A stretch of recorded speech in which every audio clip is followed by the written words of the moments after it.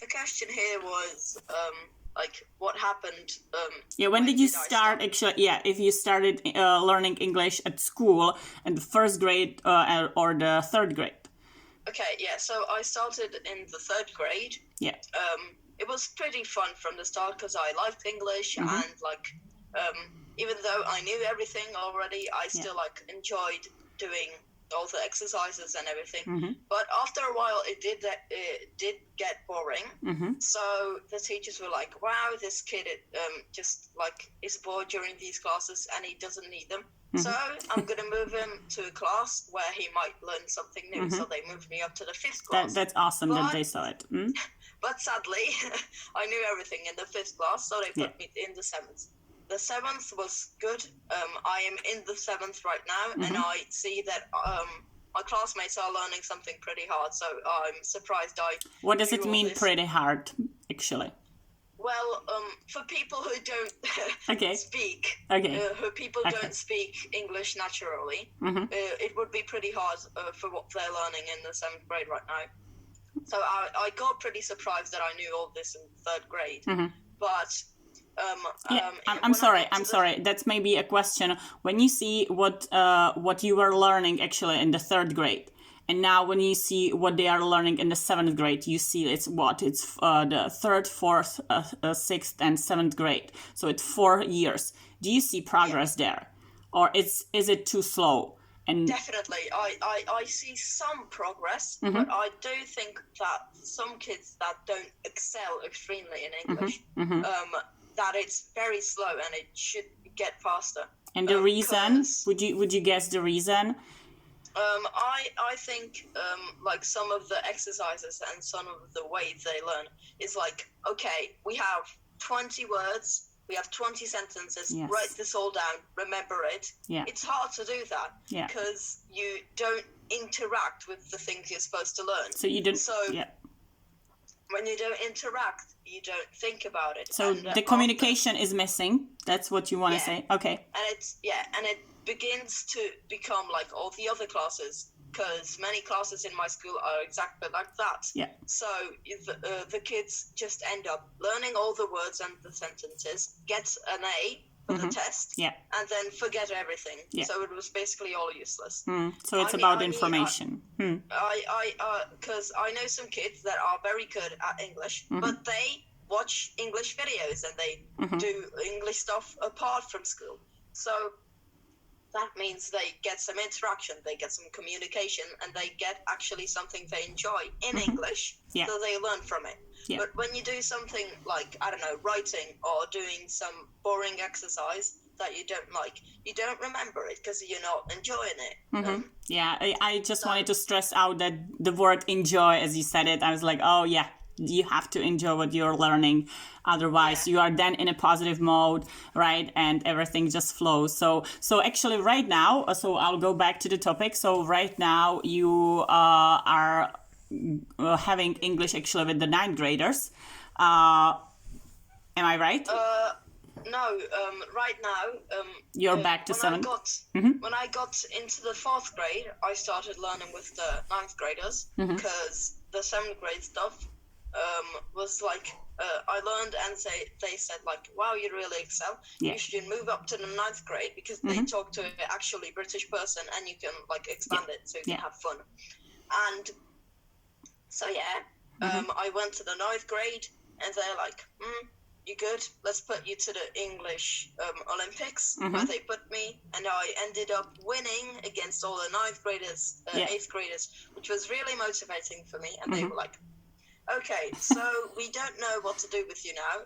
Do you have any language you'd like to learn? Because I know you don't have German or Russian right now. So in the 5th grade, in the middle of the 5th grade, something struck. I watched a lot of anime, and it was all in Japanese.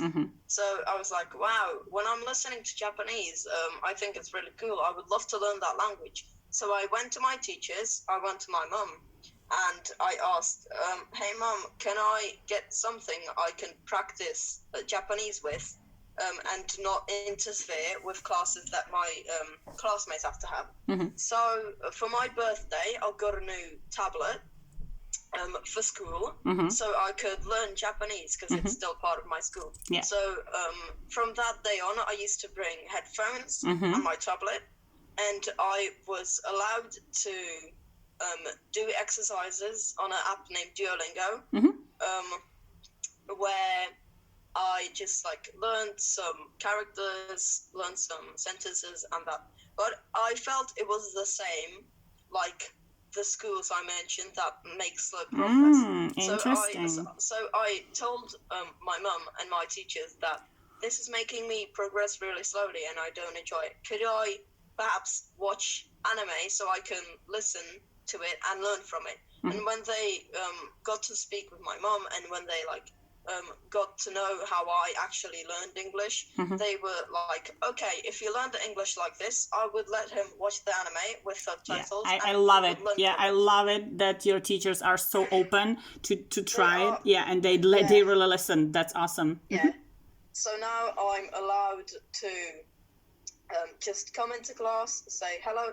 I'd learn for a little bit. If there was a harder exercise or if we had a British person that later, I would normally just put it away and actually learn with the kids. Yes. Or when the kid needed help, my teacher was asked me if I could help them because there are a lot of kids in my class. And also when there were like tests or like something they had to do in duos, they would also call me over so they can actually give me some marks so I don't have a 0 or a F for English on my report card. Do you Peppa, do you consider yourself as a talented child? I don't like saying it like that, but yes, I would say I am very gifted because not many people learn as fast as I do because I have a weird way of learning stuff. I usually learn it through the day. And if it's something like a song or like something around those lines that I can listen to, I do it before sleeping. And sometimes when it's a song, I do it during sleep. So I have music on during sleeping. Yes. And somehow, some way, my brain remembers the lyrics and I can actually sing better and like remember the lyrics in the morning, which is very weird. But I think there's some weird... well, if we would look at it through neuroscience, it's not weird, right? We have lots of apps, special apps actually that we can listen through it through the night and stuff like that. So this is actually like maybe your secret, maybe something that, hey kids, let's try it. Actually, let's just put the headphones on during the night and maybe I don't recommend it because some kids do. Have trouble sleeping because of that. Yes. But I don't recommend it because I think it's an exception for like people who actually have that talent. So I don't recommend it. I just recommend doing stuff you like, doing stuff you enjoy, but try to do it in English. So you like or Japanese or Japanese, right? Or whatever Japanese, language. It doesn't have to be only English. Yeah. It's a little bit harder because you have the completely different alphabet and you have all these things you have to learn with their grammar. But for English, you could play a game like, for example, Minecraft, and because you've played it before, you already know what the materials look like and what they're named in Czech. But if you put the language to English, you see those like what it looks like, and you know, okay, so that was something in Czech. And then you repeat it in English, then you see it in English, and you remember, okay, so this material was uhli, and now it's coal in English. So now I know that uhli is coal, and I have the reference being the material in the game. So, or maybe videos, you like watching, I don't know, Minecraft videos, and you always watch Czech YouTubers, but you could watch English YouTubers and still enjoy what they're doing because they're doing something you already understand, but in a different language, so you can learn some words from that. Yeah, awesome. I love it. Thank you so much. Thank you too.